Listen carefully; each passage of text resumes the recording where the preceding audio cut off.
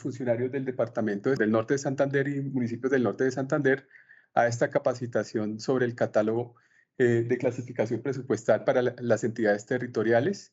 En la sala me están acompañando César Vilardi, experto en el tema del CCPET, Luz Elena Giraldo, en la parte de Cuipo, Oscar Giraldo, que es el responsable territorial del departamento del norte de Santander, Elizabeth, que nos ayuda con todo el tema de la diagramación, y el ingeniero Mario, que va a apoyar todo el proceso del catálogo presupuestal. Entonces, le doy la bienvenida a todos los funcionarios del departamento y comenzamos con la primera parte de la exposición que corresponde al catálogo de clasificación presupuestal de entidades territoriales. Le damos la bienvenida a César Vilardi y muchas gracias por acompañarnos.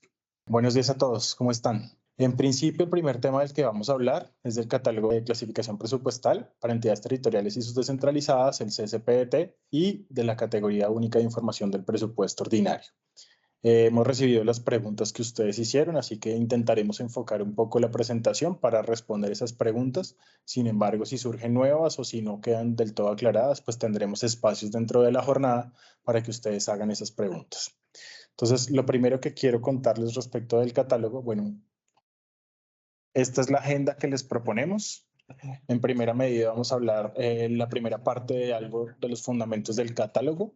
La segunda parte vamos a tocar un poco los clasificadores complementarios. En la tercera vamos a hablar de algunos temas muy particulares y muy puntuales de la gestión presupuestal que tienen que ver con el catálogo y que han tenido, digamos, preguntas y dudas recurrentes respecto de las entidades. Y por último vamos a hablar de la categoría única de información del presupuesto ordinario con una mirada muy rápida desde lo conceptual y fundamental en lo técnico y en lo operativo, que nuestros compañeros nos van a ayudar con ese tema para ver cómo funciona completamente la categoría.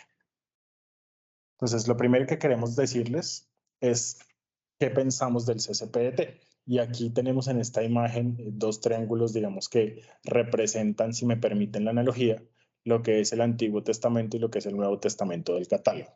¿A qué me refiero con el Antiguo Testamento y el Nuevo Testamento del catálogo? Sabemos que ustedes como entidades tienen contactos con otras entidades territoriales, conocen las situaciones que se han presentado y esperamos que no haya sido el caso de ustedes, pero muchas de las entidades en algunos momentos, sobre todo hace unos 3 o 4 años, pensaron que el catálogo de clasificación presupuestal era en sí mismo el nuevo presupuesto. Entonces se dedicaron a llenar un archivo Excel en el cual dijeron, este es el archivo Excel que corresponde al catálogo, esta es la forma como vamos a interpretar el catálogo y hacer nuestro nuevo presupuesto, tomo las columnas del archivo, le pongo números y hice mi tarea. Y muchas de las entidades lo hicieron de esa manera. Eso generó muchos problemas. Un problema muy conocido con algunas entidades de un departamento en el cual el mismo departamento termina demandando los acuerdos de presupuesto de sus municipios. ¿Por qué? Porque se estaban saltando el Estatuto Orgánico de Presupuesto y no tenían en cuenta los fondos especiales. Entonces, lo primero que les queremos decir es, sabemos que de cierta manera como Dirección de Apoyo Fiscal indujimos un poco a que esa suposición de que el catálogo fuera en sí mismo el presupuesto y fue una suposición errada. Lo que queremos hoy reafirmar en nuestro mensaje es que el catálogo en sí mismo no es el nuevo presupuesto, que primero y fundamentalmente antes que el catálogo está el Estatuto Orgánico de Presupuesto. Este catálogo no va a modificar, no ha modificado, no ha cambiado nada de lo que es el Estatuto Orgánico. Es decir, incluso les puedo afirmar con lo que hemos visto ahora con la aplicación del catálogo, que lo que está haciendo este catálogo es reafirmar lo que está en el Estatuto Orgánico de Presupuesto y evidenciar algunas prácticas que han sido incorrectas a la luz de la gestión del presupuesto desde el estatuto. Entonces, lo primero que hay que pensar es el Estatuto Orgánico de Presupuesto es el principal referente, no lo vamos a modificar con el catálogo y tampoco vamos a alterar ninguna de sus indicaciones o instrucciones a través de este catálogo. Lo segundo es que el catálogo en sí mismo no está solo. Entonces, parece una frase extraña, pero el CSPET no es solamente el CSPET. El catálogo en sí mismo no es solamente ese catálogo de clasificación presupuestal, no es el catálogo presupuestal que ustedes ya conocen, que ustedes han sufrido, que ustedes ya han manejado, con el cual han tenido pesadillas, con el cual, digamos, han sufrido muchísimo con el tema de la implementación. pero el catálogo en sí mismo no está solo. Y a pesar de que el catálogo presupuestal es la base y la parte fundamental de este catálogo, existen otros catálogos que son complementarios y que lo que van a hacer es fortalecer la información y complementar esa información que tenemos en el catálogo y que le va a agregar además múltiples dimensiones a este ecosistema presupuestal. ¿Cuáles son entonces esos catálogos complementarios? Desde la perspectiva del ingreso, miren que cuando hablamos del CCPT intentamos responder la principal pregunta y es que, ¿cuál es la razón por la cual yo percibo un ingreso? ¿Cuál es la razón por la cual yo recibo un recurso? Eso es lo que me permite o que lo que intenta responder el CCPT y es la condición particular sobre la cual se fundamenta el catálogo. Pero también hay otros catálogos que nos ayudan con otras preguntas y con detalle de las mismas preguntas. ¿Cuál es el detalle de las mismas preguntas? La clasificación central de productos. Otra clasificación que es del Departamento Administrativo Nacional de Estadística, DANE, que ahorita veremos con algún poco más de detalle de en qué consiste y cómo está construida, pero que también nos ayuda a responder esa pregunta inicial del qué. Claro, el CCPT me dice en qué o cuál es la razón por la que recibo un ingreso, pero si ese ingreso es producto de la venta de bienes y servicios, la clasificación central de producto o CPC nos va a permitir establecer con mucho detalle cuáles son esos bienes y cuáles son esos servicios que estoy vendiendo. Entonces, desde la perspectiva del ingreso, esta CPC solo va a aplicar para venta de bienes y servicios. Entonces me dirán, oye, pero yo cómo voy a aprender esas cuentas, no alcancé a tomar nota, tranquilos que yo ahorita les doy la clave para que ya sepan cuándo usar la CPC y cuándo no.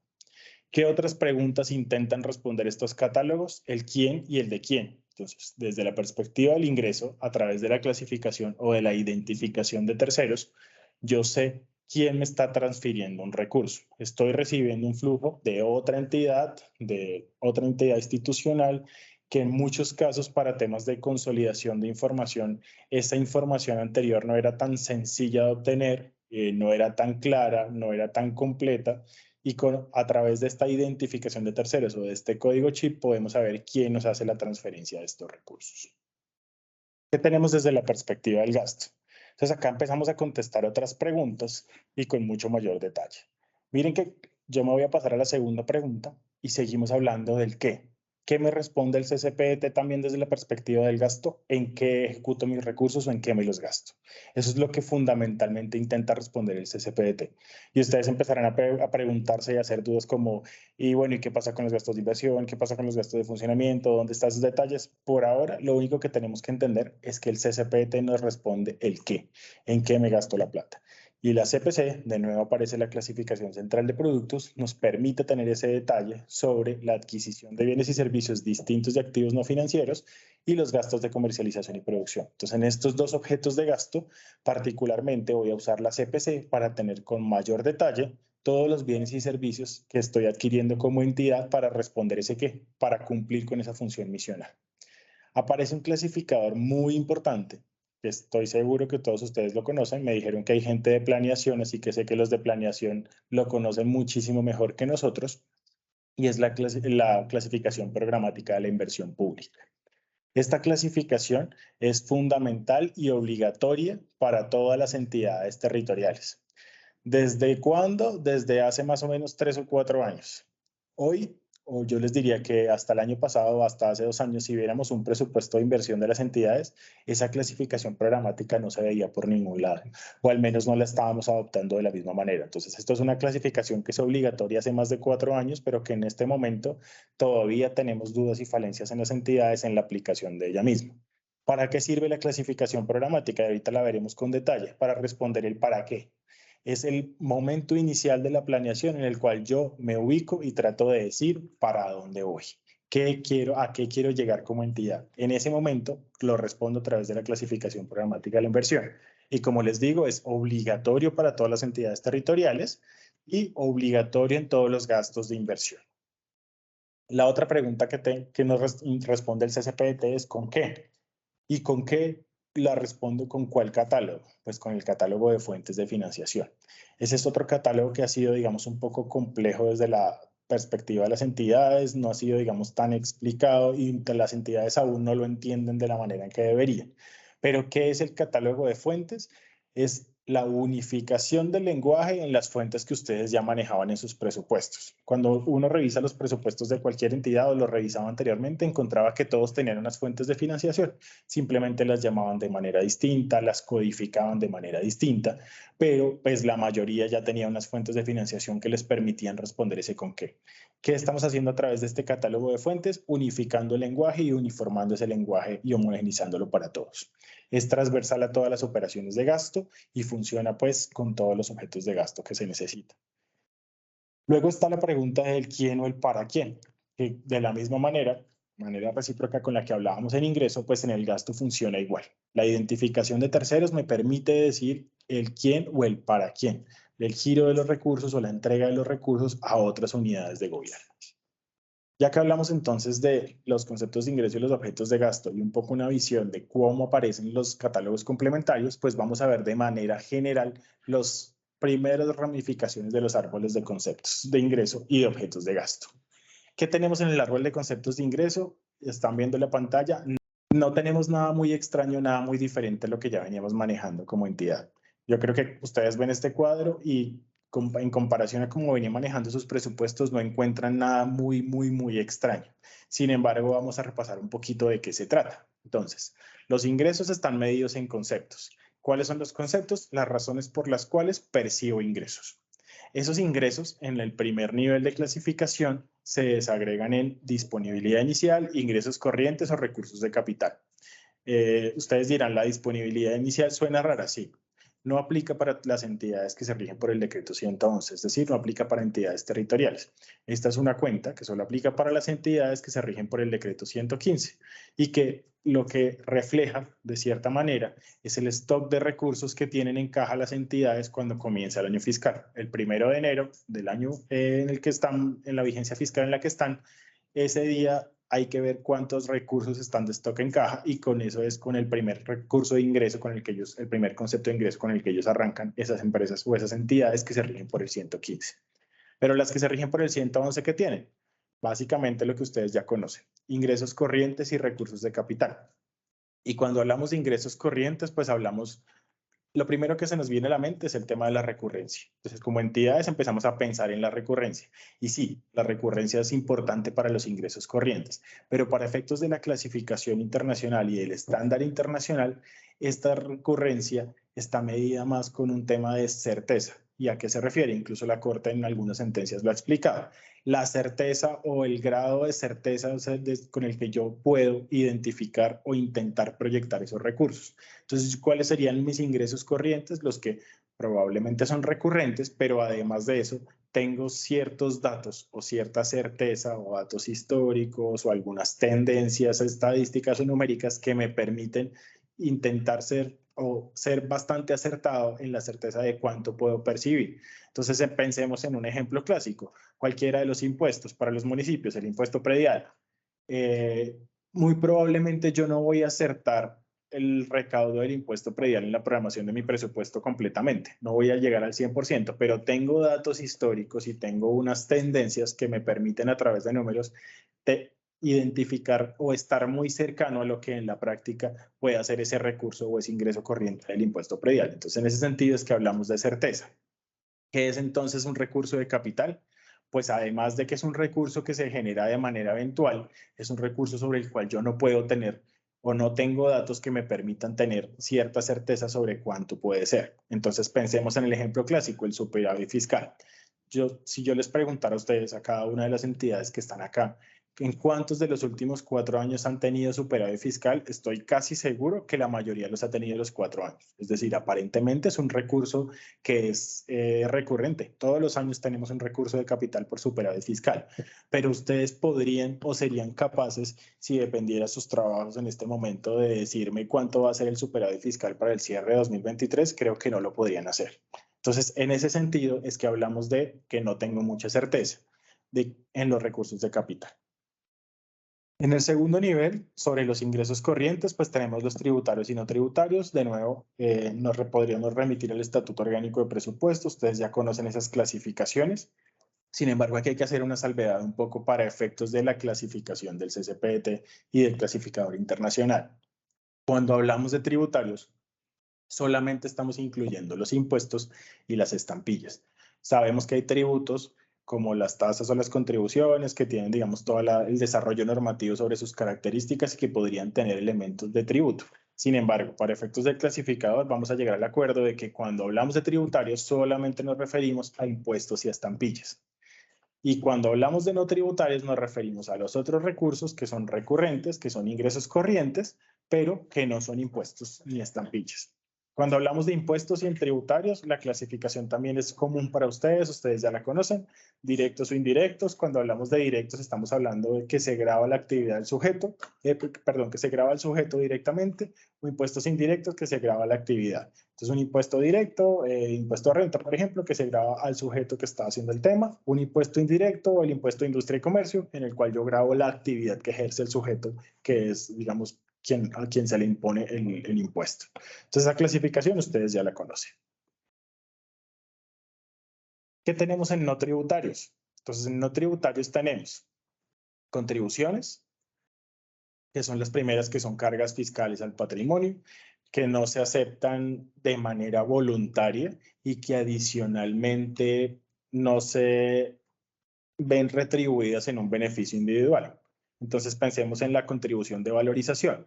Si alguno de ustedes tuvo que pagar la contribución de valorización en el periodo 2022, supongamos, por efectos de que el predio que ustedes tienen iba a tener una valorización por la construcción de una carretera o de algo adicional, a ustedes nunca les preguntaron si querían participar en esa valorización o si querían que su predio se valorizara por efectos de la carretera. Nunca se los consultaron. Y igual aún así tuvieron que pagar la contribución. Y además esa contribución nunca fue un beneficio particular para ustedes. El beneficio fue para todas las personas que tenían inmuebles cercanos a donde se dio la obra. Entonces, esa es la definición fundamental sobre las contribuciones. Estamos hablando de cargas fiscales al patrimonio que no se adquieren de manera voluntaria y que no se retribuyen en un beneficio personal o particular para la persona o para el sujeto activo. Las tasas y derechos administrativos, por su parte, siguen teniendo estos elementos del tributo que ya sabemos y que han desarrollado mucho la jurisprudencia, pero aquí sí se adquieren de manera voluntaria y el beneficio es individual. Entonces tenemos algunos derechos administrativos o algunas tasas que están en el catálogo. Por ejemplo, podría ser la de los pasaportes. Cuando se va a adquirir un pasaporte, se paga un derecho administrativo por él a la nación y eso es un beneficio que es voluntario, porque si alguien no quiere tener el pasaporte, pues simplemente no paga la tasa y no lo adquiere y adicionalmente cuando él paga, el beneficio va a ser solo para él, no para el resto. Entonces, en ese sentido van a ir las tasas. Tenemos las multas, las sanciones e intereses de mora. Este es un concepto pues, que ustedes ya conocen, que se refiere a prácticas incorrectas o indebidas que son sancionables, pero que miren que también engloba todos los elementos de la multa. Normalmente, o en algunas clasificaciones anteriores, separábamos las multas y las sanciones, por ejemplo, de los intereses de mora. Y los intereses de mora los veíamos aparte. En este sentido, para la clasificación internacional, no solo se incluye la multa y la sanción, sino también todo lo que tiene que ver con esos intereses de mora asociados a esas conductas que generan las multas y las sanciones o a esos, digamos, tiempos en los cuales no se pagó oportunamente generan intereses de mora. Entonces, todo está incluido en ese concepto de ingreso. La venta de bienes y servicios. Esta es una cuenta que parece un poco extraña porque cuando pensamos en entidades territoriales decimos... Pero una entidad territorial vendiendo servicios, si yo les preguntara a ustedes como entidad territorial venden servicios, estoy seguro que muchos de ustedes me van a decir que no. Esa no es su función misional, no están creados para eso. Pero quiero decirles que sí lo hacen. O por lo menos a la visión desde el estándar internacional, ustedes sí venden bienes y servicios. ¿Cuál es el servicio más común que venden las entidades? El tema de los arrendamientos. La mayoría de entidades territoriales tiene predios que arriendan o que, digamos, están en disposición o disponibles para los demás particulares sobre los cuales perciben un recurso por el arrendamiento de esos bienes. Eso es una venta de un servicio de arrendamiento. Entonces, a partir de esta cuenta, ustedes van a reflejar todas las ventas de bienes y servicios que hacen. Otro ejemplo puede ser el de los prestadores directos de acueducto, alcantarillado y aseo. No por voluntad propia, pero estas entidades territoriales que son prestadores directos deben vender estos servicios de acueducto, alcantarillado y o aseo, dependiendo del caso, y deben hacerlo en el registro de los ingresos a través de esta venta de bienes. Como ya les dije en la primera parte, esta venta de bienes y servicios siempre va a tener la clasificación de la Central de Productos, la CPC. Tenemos las transferencias corrientes. Ahorita cuando hablemos de gasto vemos la diferencia, pero normalmente cuando pensábamos desde la perspectiva de los ingresos en las transferencias, la clasificación natural que daban la mayoría de entidades era de dónde viene. Entonces yo tengo una transferencia que viene de la nación, o yo tengo una transferencia que viene del departamento, o tengo una transferencia que viene de un municipio, o de un ministerio, o de donde sea, etcétera, etcétera, etcétera. Entonces la clasificación normal o corriente que encontrábamos era desde quién me genera la transferencia, así lo clasifico. Para el estándar la clasificación cambia y ya solo vamos a tener transferencias corrientes y de capital, pero ahorita vemos la diferencia, como les digo, desde la perspectiva del gasto, que me parece que es más clara cuando intentamos explicar la diferencia. La participación y los derechos por monopolio. ¿Recuerdan esa cuenta muy común en los territorios que hablábamos de Coljuegos? Y entonces me decían, no, que Coljuegos 70, que Coljuegos 30, que esto es para acá. Bueno, para efectos de la clasificación, cuando hablamos de la participación y los derechos por monopolio, estamos hablando de esos monopolios en los que está el Estado, que tiene, digamos, en los derechos y los arbitrios rentísticos desde la Constitución, y fundamentalmente para las entidades el más común es el de derechos de juegos de suerte y azar. Ese monopolio por los derechos de juegos de suerte y azar es en el que la mayoría de entidades percibe ingresos, así que todos esos recursos que antes denominábamos coljuegos están en esa participación y derechos por monopolio. Y en el centro encontramos los derechos económicos por uso de recursos naturales. ¿Por qué? Porque esa es una cuenta que existía anteriormente o que existe, digamos, en el catálogo de clasificación presupuestal, pero que no tiene cuentas de captura para las entidades territoriales. Es decir, en este momento no está activa para entidades territoriales. ¿Por qué? Pues porque se refiere, como lo dice su título, a uso de recursos naturales y que existan unos derechos económicos por parte de las entidades para ese uso.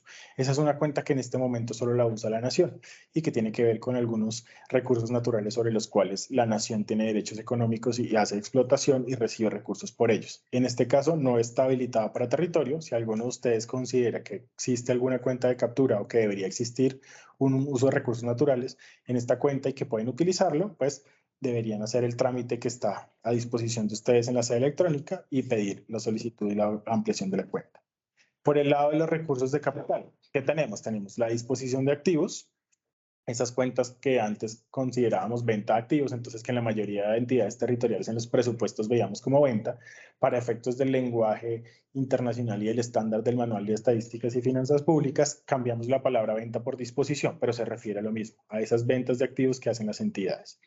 Excedentes financieros, también ustedes los conocen, esos excedentes que se generan en algunas empresas, que tienen algunas características particulares de distribución dependiendo del tipo de empresa y dependiendo los acuerdos a los que se haya llegado con los dueños, pero cuando se perciben esos excedentes, pues se deben registrar en esta cuenta. Tenemos los dividendos y las utilidades por otras inversiones de capital, cuando las entidades tienen inversiones de capital y ponen a disposición del resto de usuarios esas inversiones y reciben dividendos o utilidades por ello. Entonces, en este caso las deben registrar en esta cuenta. Los rendimientos financieros, una cuenta también muy conocida, creo que la más conocida para ustedes para efectos de los recursos de capital. Ustedes la conocen mejor que yo, la manejan muy bien y muchas de las entidades siempre se preguntan por qué los rendimientos financieros para efectos del catálogo no tienen cuentas de captura o desagregación. Si muchos de ellos tienen unas destinaciones específicas y deben estar separados para efectos de la gestión del presupuesto. Pues para efectos del estándar, esta separación o gestión, digamos, del presupuesto, esa separación, diferenciación, no es importante y no es relevante para efectos, digamos, de la revisión macro de datos. En ese sentido, lo que nosotros como Dirección de Apoyo Fiscal hemos manifestado y tenemos conceptos al respecto, es que a partir de estos rendimientos financieros, si las entidades consideran o necesitan desagregaciones adicionales del catálogo, lo pueden hacer. ¿Cuáles son las condiciones que deben sostenerse? Que se mantenga la estructura general, que las cuentas no se afecten y que la estructura del catálogo como tal no tenga modificaciones. Entonces, ¿a qué me refiero con modificaciones? Es que yo puedo inventarme un recurso de capital distinto a los que existen en el catálogo. No. Pero yo puedo tener unas cuentas de captura distintas en rendimientos financieros en las cuales yo separe, por ejemplo, los rendimientos financieros del SGP porque tengo que llevar algún tipo de control distinto, eso sí lo puede hacer la entidad. Sin embargo, para efectos de la rendición de información y de la gestión del presupuesto, contener el total de rendimientos es suficiente para nosotros.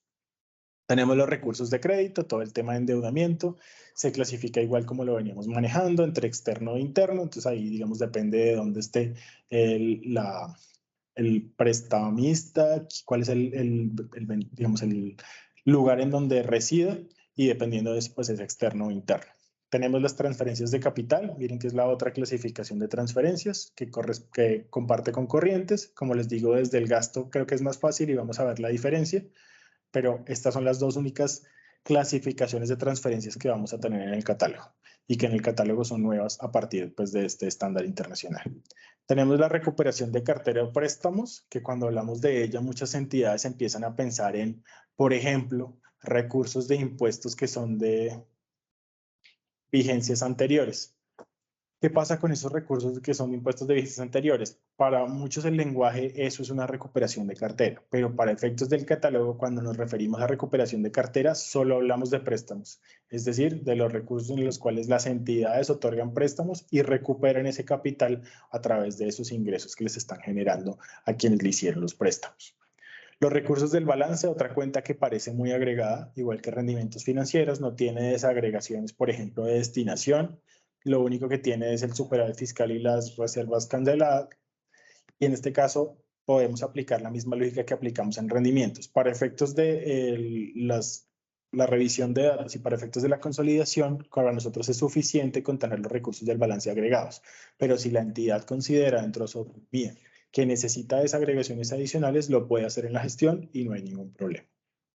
Los retiros del FOMPET, estos ingresos que obtenemos por los recursos del FOMPET que tienen esas características y esas condiciones particulares que ustedes ya conocen, cuándo pueden hacer retiros, para que los pueden destinar. Bueno, esas condiciones no van a cambiar, simplemente aquí estamos hablando de esos retiros que se hacen de la cuenta del FOMPET cuando se cumplen con las condiciones y que ingresan al presupuesto de la entidad como un ingreso de capital. Y finalmente tenemos la cuenta de reintegros y otros recursos no apropiados. En este caso, cuando hablamos de reintegros, estamos hablando de, sobre todo, temas contractuales en los cuales hubo cambios en las condiciones, hubo recursos que no se utilizaron, hubo modificaciones de las condiciones contractuales y esos recursos se reintegran, valga la redundancia, vuelven al presupuesto de la entidad. Y otros recursos no apropiados, en muchos casos tenemos recursos que no hemos apropiado en algunas vigencias, pero que están, digamos, disponibles para el uso de la entidad y en ese sentido deben registrarse o clasificarse en estos otros recursos no apropiados. Esto desde la perspectiva del ingreso. De las preguntas que vimos, yo solo vi una de ingresos. No sé si alguno tenga alguna duda adicional con este tema. Por favor, si alguno tiene alguna pregunta, pueden activar su micrófono y preguntarnos. Doctor César, muy buenos días. Del municipio de Tibú con Carlos Fitzgerald. Una inquietud con lo que planteó usted al inicio de la exposición, doctor César. Cuando hablamos de la gestión presupuestal, pues es que hay algunos entes de control y algunos criterios que el hecho de que para gestión presupuestal y software, sistemas y presentación de informes, en el sistema se le adicionen auxiliares, o sea, desagrega uno internamente. Entonces, si necesitamos una orientación sobre eso, sobre si eso es legal, porque han habido cuestionamientos de que no. Y lo otro es porque, pues, mirando la estructura del CPT, pues es una herramienta que integra prácticamente, pues, toda la gestión presupuestal. Ahí ve reflejado uno prácticamente la parte programática, el plan de desarrollo, el PUAI, presupuesto y en el sistema, porque hay que también pensar en los usuarios de la información, en el sistema, los módulos que se manejen, porque de todas maneras todo debe estar articulado, contabilidad, tesorería, presupuesto y lógicamente el KTP del plan de desarrollo. Entonces vemos que ese CPT es una herramienta muy importante. Esa es la primera, digamos así, análisis. El segundo es que algunos asesores de planeación enfocan los presupuestos únicamente para el solo plan de desarrollo del KTP. Entonces sí es importante pues tener un criterio sobre eso. Y ve uno presupuestos de entidades a puro nivel de catálogo, sin pensar pues en los diferentes usuarios de la información. Gracias. Perfecto, Carlos. Me alegra saludarlo. Bueno, frente a su reflexión, digamos que nosotros como Dirección de Apoyo Fiscal coincidimos un poco en que eso hace parte de la autonomía de la entidad. Cuando nos han pedido conceptos o consejos respecto de cómo debería hacerse, pues yo le diría que sí, en el mundo ideal usted debería tener un software que le permita integrar las tres dimensiones y que adicionalmente le permita obtener toda la información de la manera en que está el registro o el reporte de información. Pero tampoco existe ninguna obligación puntual o legal con la cual yo le pueda decir a usted o los organismos de control le puedan decir a usted que su sistema de información debe estar o debe manejar los mismos parámetros y las mismas líneas que el CUIPO.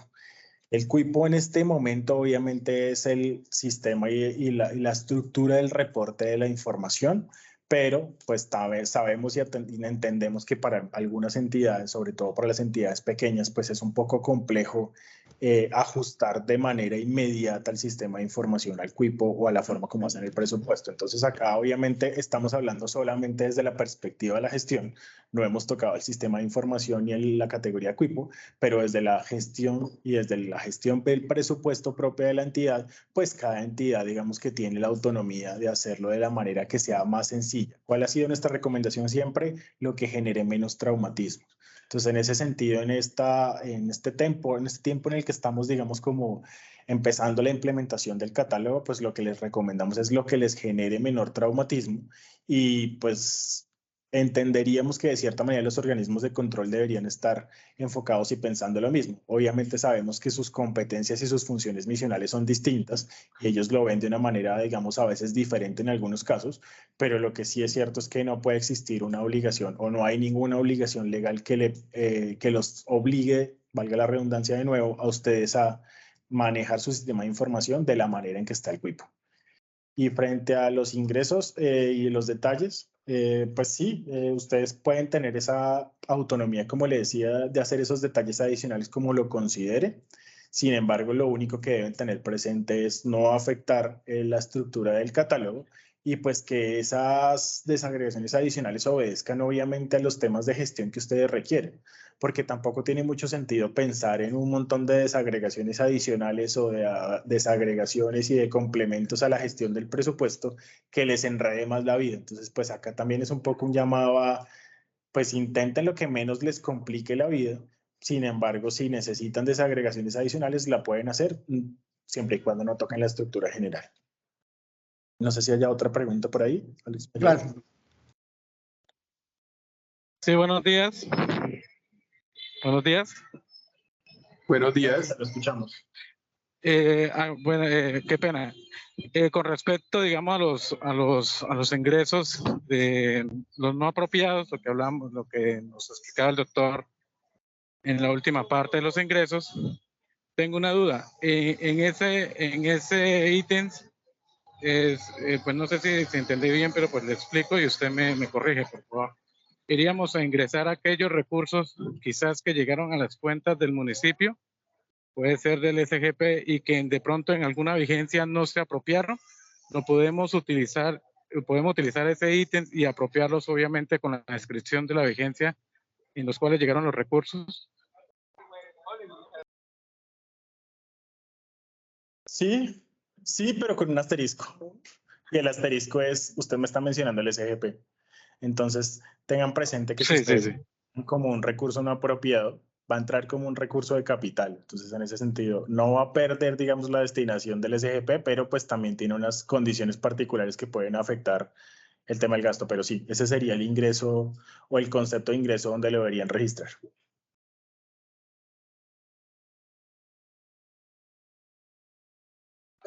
Listo, gracias. Bueno, ¿tenemos alguna otra pregunta de ingresos o seguimos con gastos? Bueno, sigamos entonces con gastos. Como ya vimos por el lado del ingreso, ahora vamos a ver por el lado de los gastos. No vemos en principio en el primer nivel de las cuentas de los árboles de gasto algo muy extraño a lo que ya conocemos. Siguen siendo gastos y los vamos a medir o a clasificar a partir del objeto del cual se va a gastar. Entonces, ¿cuál es la pregunta que debo resolver cuando voy a hacer una clasificación de una transacción de gasto? ¿En qué? ¿En qué me estoy gastando el recurso? Esa es la pregunta que debemos intentar responder cuando pensamos en la clasificación. Siguiendo de nuevo el Estatuto Orgánico de Presupuesto e incluyendo el 115, tenemos en el primer nivel de desagregación de los gastos de funcionamiento, los gastos de servicio de la deuda, los de inversión y los gastos de operación comercial. Los gastos de operación comercial pueden de nuevo ser extraños para las entidades territoriales, pero solo aplican para las entidades que se rigen por el decreto 115, para las empresas, y tienen que ver con esos gastos, digamos, que están fundamentados o que son principales para efectos de los insumos que requiere la entidad para su operación o para su comercialización, para el objeto, digamos, misional que tiene la empresa. Y los gastos de funcionamiento, servicio de la deuda y la inversión, pues son los que ustedes ya conocen. Sin embargo, miren que cuando hablamos de funcionamiento y de inversión y de gastos de operación comercial, tenemos un color distinto al del servicio de la deuda. ¿Por qué tenemos un color distinto? Porque claro, cuando pensamos en funcionamiento, pues pensamos en esos gastos que se requieren para la misión y cumplir con la misión institucional, para cumplir con la función institucional de la entidad. Cuando pensamos en servicio de la deuda, pensamos en el endeudamiento. Y cuando pensamos en inversión, hablamos de la capacidad económica o del aumento de la capacidad económica. Sin embargo, cuando ustedes se van al estándar internacional, no van a encontrar esta desagregación entre funcionamiento e inversión. Entonces, una de las preguntas recurrentes de las entidades territoriales es, ¿en qué parte del catálogo puedo yo identificar determinado gasto? ¿En funcionamiento o en inversión? Y nosotros normalmente respondemos diciéndole, el catálogo no le va a contestar esa pregunta. El catálogo no le va a decir a usted si es un gasto de funcionamiento o es un gasto de inversión. Le va a brindar la posibilidad de que usted lo clasifique en ambos, porque los objetos de gasto son iguales para funcionamiento o inversión, pero no le va a responder si es un gasto de funcionamiento o de inversión. ¿Qué se lo va a responder? Pues las normas asociadas a cada uno de los objetos de gasto. Entonces, pensemos, por ejemplo, en el Sistema General de Participaciones. ¿Dónde dice que el Sistema General de Participaciones es inversión? Pues en la Constitución. En la Constitución está establecido que es inversión social. Eso es una respuesta que le está dando la Constitución, no el catálogo. Entonces, pero yo puedo poner Sistema General de Participaciones en funcionamiento. El catálogo probablemente se lo permita, pero no debería, porque el catálogo no es quien le va a decir a usted si es un objeto de gasto de funcionamiento o de inversión. Estos son los objetos de gasto transversales que tenemos en funcionamiento de inversión y que son los fundamentales para intentar responder esa pregunta del qué. ¿Cuál es el primero de ellos? Gasto de personal. Esto es un objeto de gasto que parece común, que ya para muchos de ustedes era conocido, pero que tiene una dimensión y una especificación particular distinta a la que teníamos en general en nuestras clasificaciones de presupuesto, porque estamos hablando de remuneraciones y de servidores públicos. Entonces son dos elementos que ya centran y delimitan de una manera mucho más clara que es un gasto de personal al estándar internacional, digamos, desde la perspectiva del estándar. Primero hablamos de remuneración. Entonces estamos hablando de ¿qué? Salarios, prestaciones sociales y aportes a parafiscales. Y estamos hablando de servidores públicos. ¿Quiénes son los servidores públicos? Planta permanente, planta temporal y personal supernumerario. Entonces ustedes dirán, pero es que en gastos de personal muchas veces teníamos, por ejemplo, las órdenes de prestación de servicios. Pues para efectos de la clasificación y del estándar internacional, eso no es un gasto de personal. Una orden de prestación de servicios, por más que en algunos casos cumpla con funciones misionales, no pertenece a los gastos de personal en la nueva clasificación. Entonces, ¿en dónde clasifico las OPS? Pregunta común de las entidades. Pues en adquisición de bienes y servicios. ¿Por qué? Porque ese objeto de gasto se refiere a compras de bienes o contrataciones de servicios que permiten garantizar la gestión pública. ¿Y qué es en sí mismo una orden de prestación de servicios desde esta perspectiva? Pues la contratación de un servicio para garantizar la gestión pública. Entonces, todas las OPS van a ir clasificadas acá en adquisiciones de bienes y servicios. Como les dije, cuando tiene que ver con bienes y servicios distintos de activos no financieros, estamos hablando de temas que se deben clasificar con la CPC. Debemos usar la CPC para detallar todos esos bienes y servicios. Ahorita hablaremos de nuevo de la CPC. Y tenemos acá las transferencias, que como les digo, es la nueva, digamos, la perspectiva distinta que hay en la clasificación. Desde la perspectiva del gasto, en cómo clasificábamos las transferencias, en quién era el receptor. Si yo le iba a transferir el recurso a otro municipio, si se le iba a transferir al departamento, si se le iba a transferir a la nación, a quien fuera. Entonces, era la forma de clasificar las transferencias. ¿Quién era el receptor de la transacción? En este caso, a través del estándar, las transferencias solo se clasifican entre corrientes y de capital. Y vamos a ver las dos definiciones para ver cuál es la diferencia. Cuando hablamos de corrientes, hablamos de entregas de recursos a otra unidad institucional que tienen un fundamento legal y que no tienen una contrapartida directa y que se dan para adquirir compromisos. Cuando vemos la definición de transferencias de capital, decimos de nuevo entrega de recursos, de nuevo a otra unidad institucional, pero que son para adquirir activos o disminuir pasivos. Entonces miren que acá ya está la diferencia fundamental de la clasificación de las transferencias. Si yo estoy realizando una transferencia o estoy recibiendo una transferencia desde la perspectiva del ingreso para adquirir un activo o disminuir un pasivo, estoy en la presencia de una transferencia de capital. ¿Qué me dice el estándar? En cualquier otro caso en el que yo tenga dudas del compromiso que voy a adquirir o que tenga varios tipos de compromisos y alguno de ellos no sea adquirir activos o disminuir pasivos, voy a ir a una transferencia corriente. Entonces, la clasificación va a ir a transferencia corriente. Una pregunta muy normal de las entidades es, ¿qué pasa con los convenios de cofinanciación? ¿Dónde clasifico un convenio de cofinanciación? ¿Y cuál sería la respuesta a esa pregunta? Depende. ¿De qué depende? De cuál es el objeto del convenio de cofinanciación. Si yo lo que voy a hacer en el convenio de cofinanciación es adquirir un activo o quien va a ejecutar el recurso lo que va a hacer es adquirir un activo o disminuir un pasivo, estoy ante una transferencia de capital. De lo contrario, una transferencia corriente. Entonces miren que acá el factor diferencial de la clasificación de las transferencias es cuál es el compromiso que se va a adquirir con ese recurso. Tenemos los gastos de comercialización y producción. ¿Se acuerdan cuando hablábamos de los ingresos y decíamos, oiga, pero es que las entidades no tienen por objeto vender bienes y servicios? Entonces tampoco deberían tener gastos asociados a los insumos para esos procesos de producción y comercialización. Pero como ya lo vimos desde el lado del ingreso, sí tenemos ingresos por venta de bienes y servicios. Entonces todo gasto que se requiera para el tema de adquirir insumos en ese proceso de producción o de comercialización de bienes y servicios debe estar clasificado acá. Y obviamente es quien nos da esa relación clarísima entre esa venta de bienes y servicios o entre esa adquisición, eso de gasto de comercialización, cuántos fueron los insumos o cuánto fue el recurso que yo destiné para la adquisición de esos insumos para hacer ese proceso de producción y comercialización. Adquisición de activos financieros, cuando las entidades pues, adquieren derechos financieros, eso digamos está clarísimo para todos. Disminución de pasivos. Ahorita cuando hablamos de transferencias de capital, yo les dije disminuir un pasivo, pero no hemos visto qué es una disminución de un pasivo. Pues básicamente la disminución de un pasivo es la obligación que adquiere una entidad que no se pagó en su momento, es decir, una obligación anterior que no fue pagada en su momento y que disminuye el saldo del pasivo. En este momento estamos disminuyendo el saldo del pasivo, pero no estamos hablando de deuda pública, es decir, la deuda pública se considera un objeto de gasto desde el estándar internacional en sí mismo. Estamos hablando de cualquier otro tipo de pasivos. Entonces, el ejemplo claro o el ejemplo clásico, algún tema de un pasivo pensional que tenga una entidad. Si alguna entidad tiene un pasivo pensional y está disminuyendo ese pasivo a través de este gasto, lo que está haciendo es una disminución de pasivo. Entonces, este es el objeto, digamos, como adecuado para esa clasificación. Y el último tiene que ver con todo el resto de objetos en los cuales incluye el tema de tributos, el tema de multas, el tema de sanciones e intereses de mora. Las entidades muchas veces tienen a su cargo aspectos tributarios y no tributarios por los cuales deben hacer erogaciones. Entonces, por ejemplo, deben pagar impuestos o deben pagar multas por conductas que fueron incorrectas, sanciones, intereses de mora, alguna contribución, alguna tasa que tengan que pagar. Todo esto debe estar incluido en este objeto de gasto.